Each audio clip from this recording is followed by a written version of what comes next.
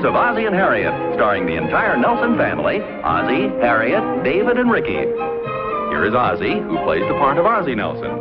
And, of course, his lovely wife, Harriet, as Harriet Nelson.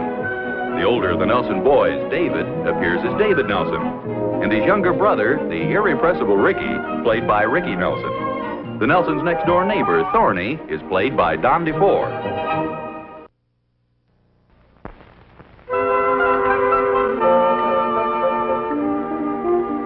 Well, good morning, everybody. I'm sorry I'm so late. Hi, Pop. Hi, Pop. Thought you weren't going to make it. Well, such a beautiful day, I hated to get out of bed. Any breakfast left? Well, I think so. I'll get your coffee. There's some toast right there in the... Well, now, that's funny. There was a whole plate of toast there, and a whole dish of strawberry jam, too. Where'd that disappear to? Maybe excuse, Mom, I'm full. I think you better stay right there and drink your milk. That's okay. All I want is a cup of coffee. And the newspaper, if I can find it. Oh, it's over there on the table, Pop. Oh. David, for goodness sakes. David, can't you fold the paper up neatly when you finish reading it instead of crumbling it up like this? I haven't even seen it, Pop. Oh, Ricky, then. I haven't seen it either. Well, it didn't get messed this way all by itself. Well, as long as I'm the only one left, I might as well plead guilty, I guess. Harriet, when you finish crumbling this paper, do you know what you did with page 1? Well, that's funny. It was right there. Oh, you didn't miss anything anyway. There was nothing interesting. You don't happen to recall what you did with the sports section, do you? Oh, it's over there under the coffee pot. Here, I'll get it for you. No, that's okay. I've got enough here. Read Pop that article you read to me, Mom. Well, what one was that? You know, the funny one? Oh, yes. What was that? Oh, it was just some silly article about a woman named Mrs. Strudelmeyer. She's divorcing her husband. I can't say I blame her, though. What's the matter? Didn't he tell her his name was Strudelmeyer before she married him? Oh, that's not the reason she's divorcing him? As if you didn't know? It seems that every night when he came home from work, he'd spend all his time playing a tuba. Playing a tuba what, Mom? A tuba, a musical instrument. As if you didn't know. Oh, maybe he didn't, David. You know, those great big horns they have way in the back of the band? Yeah, we saw them in the parade, you know. Oh, yeah, they're neat. I threw popcorn down it and the guy got mad. He didn't get mad. He got red in the face. He got red in the face from blowing the tuba. Oh, yeah? Yeah. Oh, yeah? Yeah. Oh, yeah? Yeah. Oh, will you? What's the matter with you guys lately? You can't even discuss anything without getting into a big argument about it. You guys are both about as unreasonable as this Mrs. Strudelmeyer, whatever her name is. No, dear, Mr. Strudelmeyer. He's the one who played the tuba. Well, yes, I know, but I still say she's the one who's unreasonable. Poor guy can't even play a musical instrument in his own home. Well, read on further down. The only piece he could play was the bass part of the Stars and Stripes Forever. She won't let him play it. She's not only unreasonable, she's unpatriotic besides. Well, it seems to me that he's the one who's unreasonable. She spends the whole day cooking and cleaning, so naturally after dinner she'd like a little conversation. And what does she get?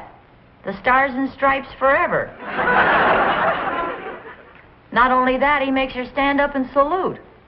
Only on the 4th of July. Besides, stop being so prejudiced. Why do you have to stand up for her just because she's a woman? Well, in this particular case, I happen to think she's right. What wife wants her husband spending all his time playing the tuba? He doesn't spend all of his time playing the tuba. Says he plays the tuba for a little while, and then he... Yes? Well, the man's tired. He should go to bed early. Personally, I think she has a legitimate complaint. Well, she doesn't have to take such a drastic step, though, does she? After all, why doesn't she just hide the tuba from her husband? How can you hide a thing like that? It'd be easier to hide her husband from the tuba. In the first place, it's the silliest thing I ever heard of. Our arguing about two people we don't even know, we've never even met. I'm sorry, I didn't mean to start an argument. I just happened to read it and thought you might be amused by it. Well, I didn't mean an argument. We're not arguing about it, but it's a silly subject even to discuss. Especially at breakfast. Well, whatever it is, let's forget it.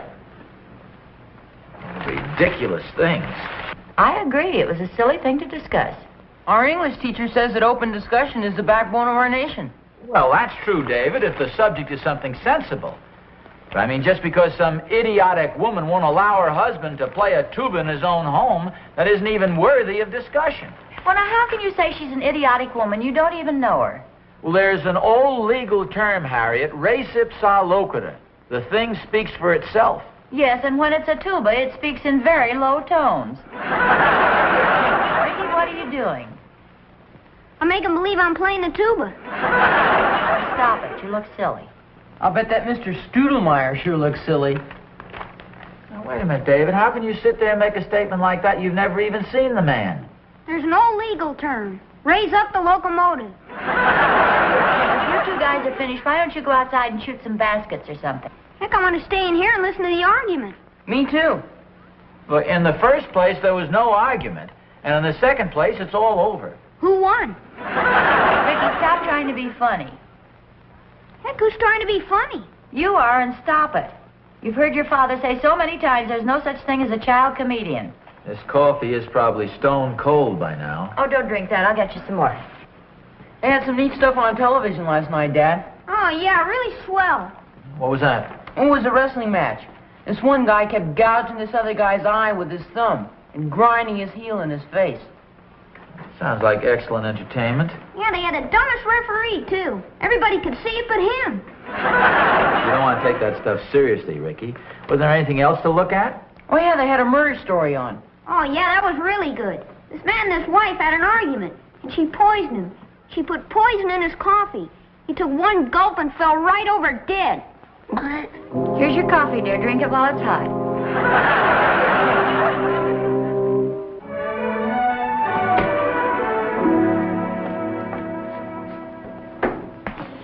Boy, something sure smells good. Well, thank you. I'm trying out a new recipe. Oh, you must be a mind reader or something.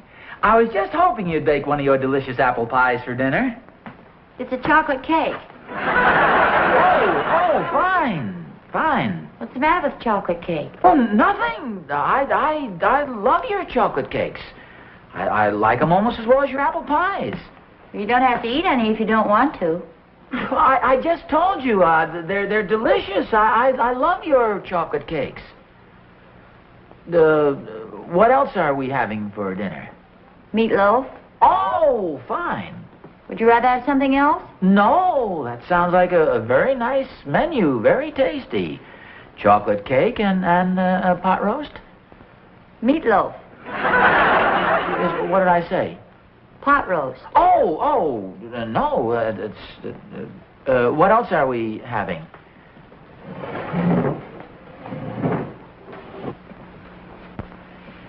Potatoes. Now, don't tell me. Some of your marvelous mashed potatoes? Baked potatoes. Baked potatoes! What a coincidence. I was just hoping you were going to say baked potatoes. Then why did you say mashed potatoes? What else are we having? I'm not sure now if you're going to get any dinner. You wouldn't be so cruel as to deprive me of your wonderful cooking? Now you're beginning to smile. Those delicious baked potatoes? That's the smile. And that savory meatloaf? That's the nice big smile. And that terrific apple pie? That's... I meant the chocolate cake. I don't know why I said that. No, honest, I did, sweetheart. Darling? Master?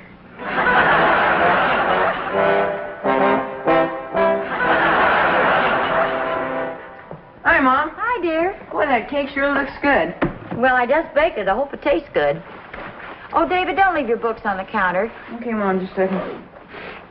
So you're growing up, aren't you, dear? What do you mean? I just noticed these names on your notebook. Elroy Hirsch, Norm Van Brocklin, Bob Waterfield, and Kathy Williams. Who's Kathy Williams? Oh, she's a girl in school. She's very nice, too. She's real pretty. In fact, I think she's about the prettiest girl in school. Oh, I'd like to meet her. And so would I. You mean you don't know her? Well, not exactly. But every time she walks past our English class, she smiles at me. That's nice. At least I think it's me. Do you smile back? Heck, every guy in the class smiles back. You mean they all think she's smiling at them? Yeah, everyone except her brother. He thinks we're all crazy. Well, if you think she's so nice, why don't you speak to her? Oh, we have spoken, in a way. Oh? Yeah, the other day in the cafeteria, I happened to be standing behind her in line. And you spoke to her? And she spoke to me. She has a very nice voice. She's a very good speaker. Well, what did she say? She dropped her spoon on my shoe and she said sorry. Wasn't that nice? Oh, yes, very nice. What did you say? I said, that's okay. Well, that was your big chance. I know, I tried to think of something clever. Oh, and you couldn't, huh? No, by the time I finally thought of that's okay, I had to walk clear over to the table to say it. But she sounds like a very nice girl. Oh, she is. A lot of girls wouldn't have apologized. You think not? Heck, no, some girls are as bad as boys. And why do you say that? Oh, they're kind of bossy. They're always trying to tell you what to do. Like Marchie Peabody. What's the matter with her? She's always trying to boss you around. Oh, and you like the shy type, huh? Oh, all boys do. Well, what about Kathy Williams? Oh, she's not bossy at all. She's just like you, Mom. Like me? Yeah, you know, you're always so nice to Pop. Well, thank you, dear. You never try to boss him around. Well, David, have you been talking to your father? No, ma'am, why? Oh, nothing. Anything the matter, Mom? No, dear, why? It's got a strange look on your face. Well, I just made up my mind about something, David. I'm going to bake a nice big apple pie for dinner.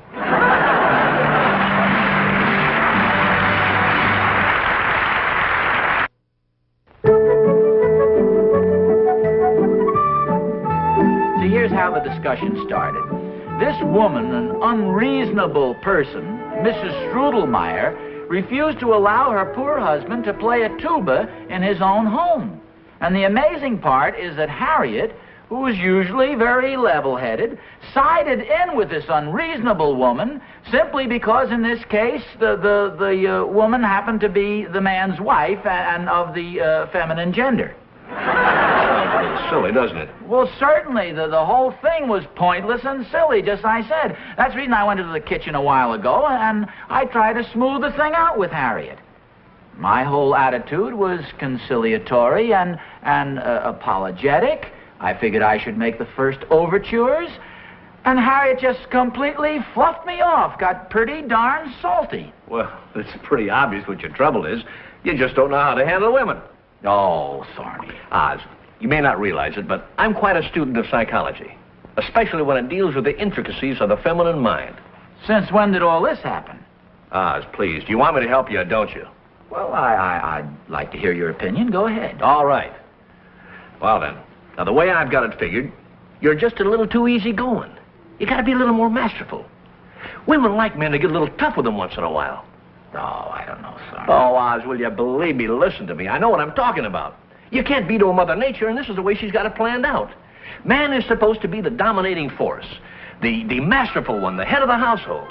And believe me, Oz, this is the way the women like it, too. They don't want to boss their husbands around.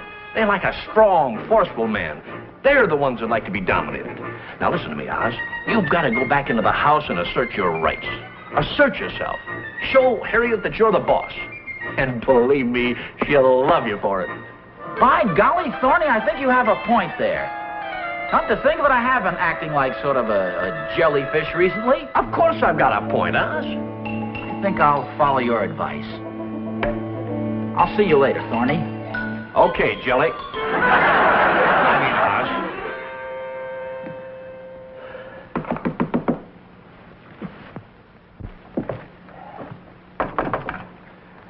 Catherine. Catherine. I'm finished smoking my pipe. Can I come in the house now, dear?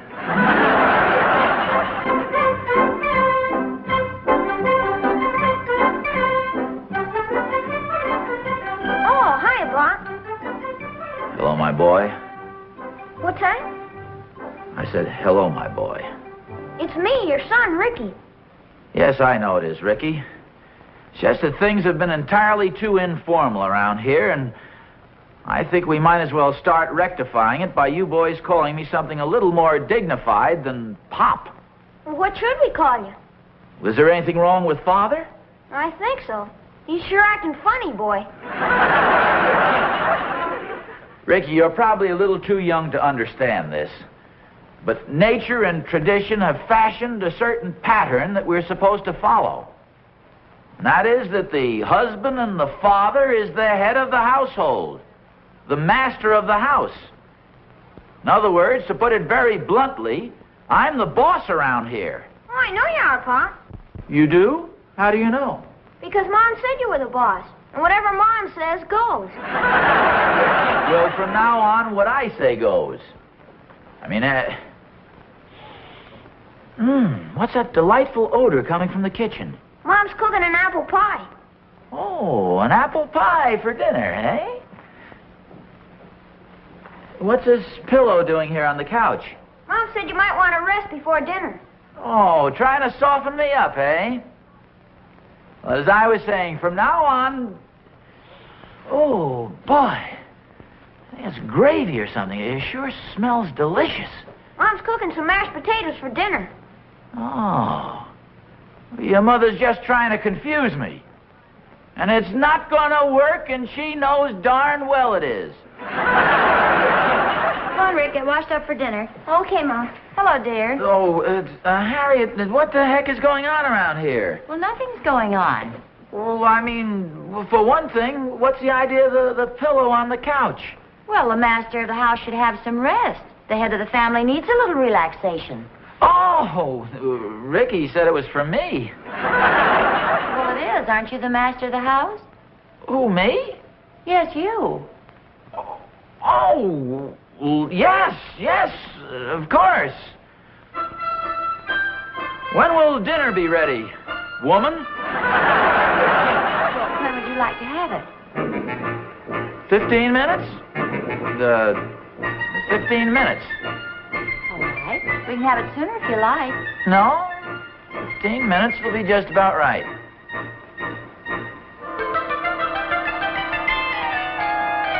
More, I don't think I'll wear any necktie for dinner tonight. Yes, sir. I don't think I'll wear a coat either.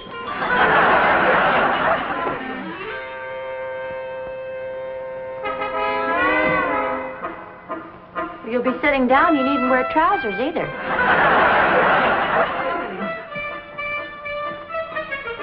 I think I'll relax and read the paper for a while. Oh, wait a minute. I'll get it for you. No, that's all right. I can get it. Well, I'll get you slippers. No, please don't. I'd rather just stretch right out here with my shoes on the couch. Is there anything I can get for you? Not a thing, thank you.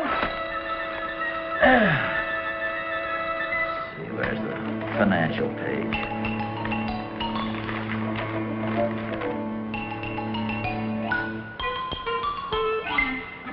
Oh, what's the use? I can't concentrate. Harriet, what the heck is going on around here anyway? Well, nothing's going on.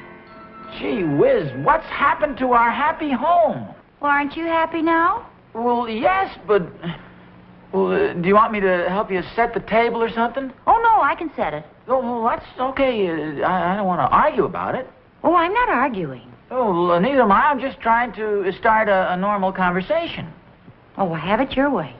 Well, of course I'll have it my way. That's the way it's supposed to be. The husband and father are supposed to be the head of the household. Well, certainly it's been that way since time began.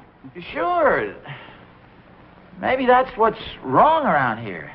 Well, look, dear, why don't you just lie down and relax, and I'll call you when dinner's ready. Oh, David!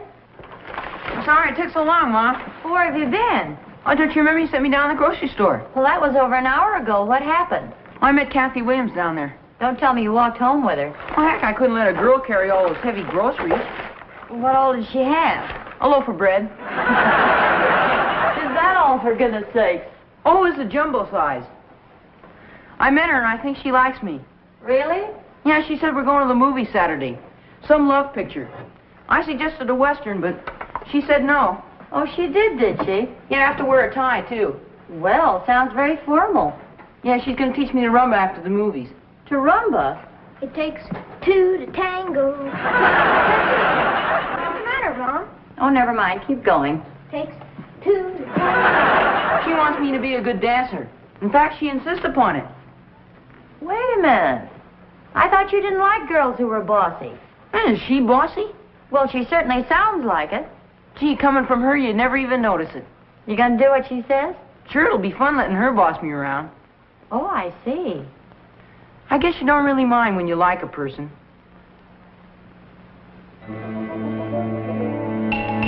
Excuse me a minute, David. Ozzie? Ozzie? Get your feet off the couch and come in here and help me set the table.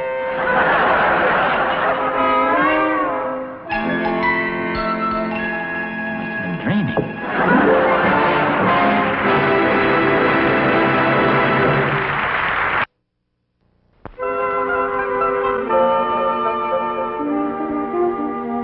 You know, Harriet, the more I think about this Strudelmeyer case, the more I'm definitely convinced that he was wrong. Now, you know, it's funny you should say that, because the more I think about it, the more I'm convinced that she was to blame. Poor man. Why shouldn't he play the tuba in his own home? Now, you're just saying that to be diplomatic. I appreciate it, but it was definitely his fault. No, I really mean it. The wife is very inconsiderate. All right, then, it was the wife's fault. We're agreed on that, so let's drop the subject. Do you really think it was her fault? Well, of course not. I just don't want any arguments. Because secretly I think it was his fault. Hey, look at this article in the paper. Harriet, the Strudelmeyers have buried the hatchet. Well, good for them. Who finally gave in? Well, the man, of course. Who else? Is that what it says? Well, not exactly. Well, and how do you know? Well, I'll read it to you. For sale or trade, one tuba slightly battered. Phone Rudolph Strudelmeyer.